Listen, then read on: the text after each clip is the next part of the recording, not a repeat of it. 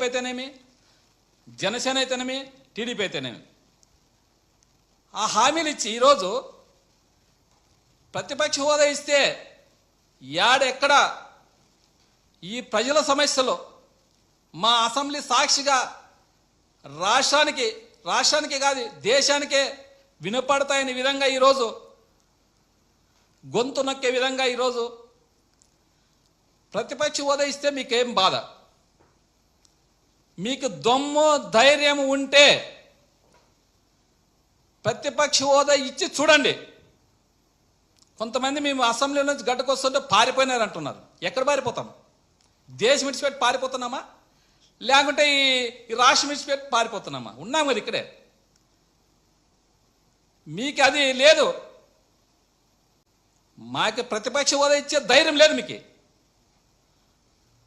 వీళ్ళు ఎక్కడ సమస్యలో మా తప్పులని అసెంబ్లీ సాక్షిగా ఎక్కడ చెప్తారనే విధంగా ఈరోజు ప్రజలు గొంతు నొక్కే విధంగా మీరు పరిపాలన చేస్తున్నారు. ఎందుకంటే మీ కాళ్ళకు మొక్కని మీరే దేవుడు అనుకుంటే చాలదు. పక్కనోడు కాళ్ళకు మొక్కే దేవుడు అంటేనే దానికి అర్థం ఉంటుంది. అసెంబ్లీలో మీరే అంత, ప్రతిపక్షం మీరే, మిత్రపక్షం మీరే, మాట్లాడేది మీరే, చేసేది మీరే, జోకులు వేసుకునేది మీరే. దానికి అసెంబ్లీ అంటే ఏమి? ప్రజా సమస్యలు వినపడాలనేది విధంగానే అసెంబ్లీ అనేది. అసెంబ్లీ మీరు ఎందుకు పెట్టినట్లు? ఇంకా ఏమన్నా బయటకు పెట్టుకోవచ్చు కదా. ప్రతిపక్షం అనేది ఒకటి ఉంది, ఒకే ఒక పార్టీ.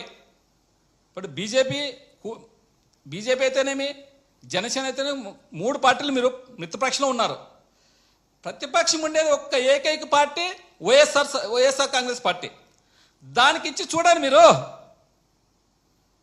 మా నాయకుడు దొమ్మేమో, మా దొమ్మేమో మేము నిరూపిస్తాం, అసెంబ్లీలో నిరూపిస్తాం. మా సమస్యలు దండిగున్నాయా? ఇవ్వండి. మా కాన్స్టిట్యుయెన్సీలోనా